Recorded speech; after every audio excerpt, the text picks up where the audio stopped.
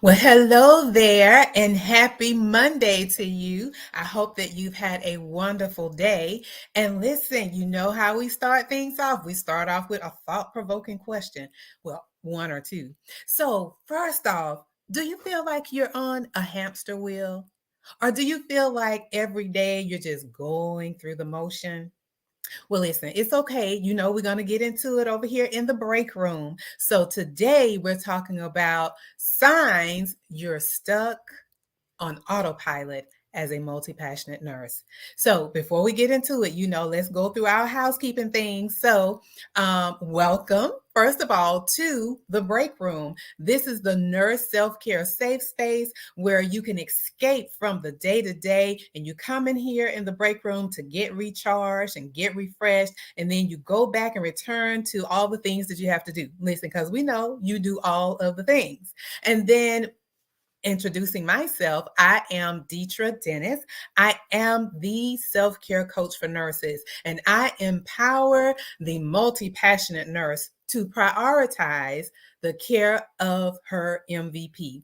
Yes, you. Can I say that? You are your MVP.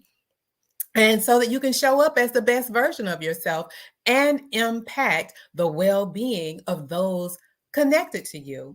And so I'm so glad that you're here. And again, we're going to get into it. Got a little bit more housekeeping to go over. So just for you to know that we are streaming live on YouTube, on Facebook, and on LinkedIn. So those of you that are on YouTube, I invite you to subscribe to the channel, become a part of the family, and click on the notification bell so you're alerted when I post. When I go live or when I post. I am posting some things over there in the community now, so you'll know when I'm doing those things. And for everyone, sharing is caring. So if you know of someone that could benefit from the things that we talk about over here in the break room, it's okay to invite them in. Let them come on in and enjoy and have a little time together. And lastly, listen, this is a time of dialogue. It's not just me running my mouth. It's for us to have communication together. So if you're here watching live, I would love to see you commenting in the chat, letting me know where you're tuning in from. And then if you're watching the replay, because listen, I see the numbers and I thank you for watching the replay. I really do. And so if you're watching the replay and you comment, just, start it off with saying #replay. That's all. And I appreciate that. Thank you so much. I'm not sure who that is on LinkedIn, but thank you if you wouldn't mind, for some reason that it's not showing me your name, but I would love to welcome you, but welcome anyway, and thank you for the comment. So let's get into it. You ready? All right, so again, we're talking about your signs you're stuck on autopilot as a multi-passionate nurse. So listen, it's only 2 today, so we might be, I know we normally do like 10 or 15 minutes, and maybe a little shorter. I don't know. We'll see how it goes. But these 2 things came up to me up in when I was preparing for our time together, because I was like, these are the 2 things, as the older people say, hemmed me up. And I wanted to share it with you and some things that you can do to get unstuck. Right? Okay, so, and before we get into things, I would like to, hi Anna, welcome. I want to, we start off with defining things so we can level set. So when we're talking about autopilot, so Collins Dictionary says that if you're on automatic pilot or autopilot, you're acting without thinking about what you're doing. And usually, because you have done it many times before, it just becomes routine, right? Becomes mundane, if you will. And over here, I love music. So the song that came to mind was by Atlantic Star, Circles. You guys remember that song? Circles, going round in circles. Look, going around on that hamster wheel. Yeah.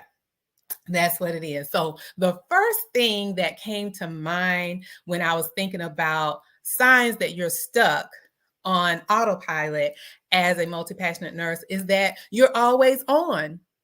Can you type in the chat, me? If that's you, you're always on. You're busy or distracted or both. And you just never have time to slow down, never have time to reflect. You just always on. Even at night, you're not able to sleep well because you're always on. And then you end up having decision fatigue. And what ends up happening there, you're emotionally and mentally drained. And when that happens, your concentration, is not there. You're in a fog. Anyone attest to those things when you're always on? Or listen, how about this? It's like the Energizer Bunny.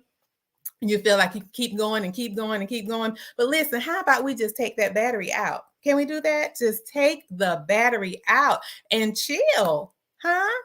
You agree with me? Let me know for you, what are some things that you notice about yourself when you're not turning off? What are some signs that you recognize when you're not turning off?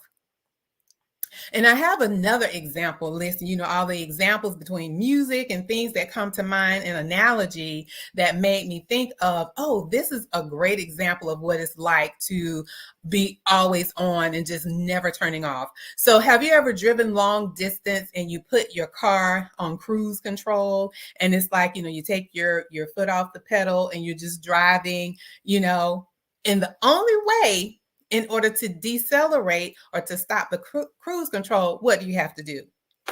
Put on brakes. So might I ask that we pump the brakes for ourselves so that we can get out of that autopilot of doing things and never turning off, but having an opportunity to pause, create space, so that you can reflect, number one, but it helps you to pay attention to what's going on as well as be intentional. Because again, when you're always on, you are just overwhelmed, right? Because you're always on and never turning off. So anyone, if you agree with that, or again, what happens or what signs do you see in yourself when you're not turning off? Okay. Or you're always on. That is what we said that number one is. All right. So number two, listen, I probably should have put this one as number one because this one right here really, really had me, again, as the older people would say, hemmed up. You overcommit. Is that you? Raise your hand. I should raise both hands and both feet because listen, that was me overcommitting. Listen, when someone asks you a request of you, listen, before they even finish the request, I'm already saying yes. It's like yes is our default setting to say yes to everything. And I mean it that way, everything. Or even how about this? Before someone even asks you, you're already volunteering, saying, I got that. I'll help you with that. Is that you? Anyone in the chat? Type me in the chat if that sounds like you. So again, with this one, when you overcommit, you end up being overwhelmed, stressed, exhausted, fatigued, and on the path to burnout. Anybody can attest to that? I know that was my story. And it wasn't until I made the conscious decision through coaching, supporting me and changing my mindset about things. So I do life differently now. And so one of the things that I do whenever someone asks me something, I pause. So, pay attention here on both of these. It requires us to pause, right?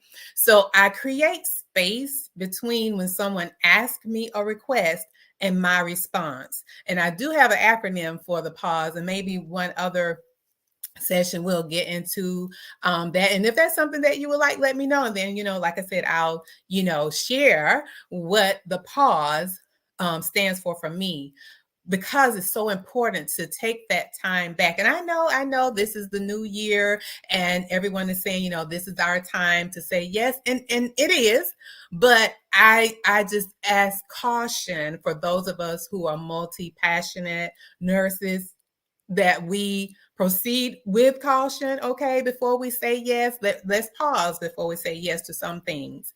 Or how about this, saying yes to you, giving yourself that opportunity to think it over before you say yes first, and making sure that you're not overcommitting.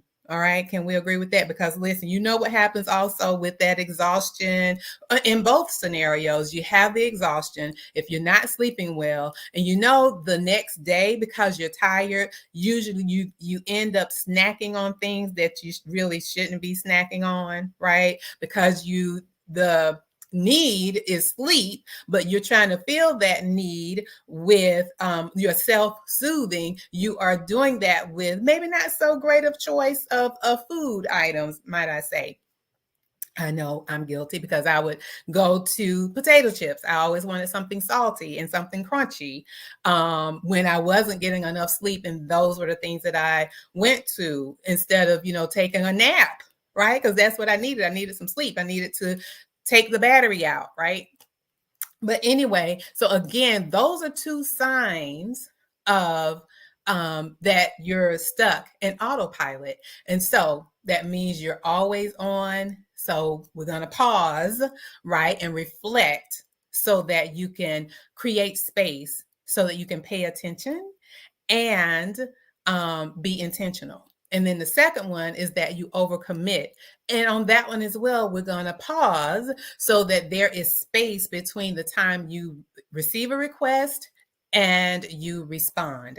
So if there are any questions, I'm open to answering any questions. Or what was your takeaway from tonight? And did you see yourself in either of the two that I mentioned, or even both? Did you see yourself in that? Are you one that you're always on, or you're overcommitting? So I will wait just a second before I end for us tonight. And I have a quote for us too. So this is what our quote for today. We need to replace the vicious cycle, or that circle, right, of stress with a vicious cycle of self-care.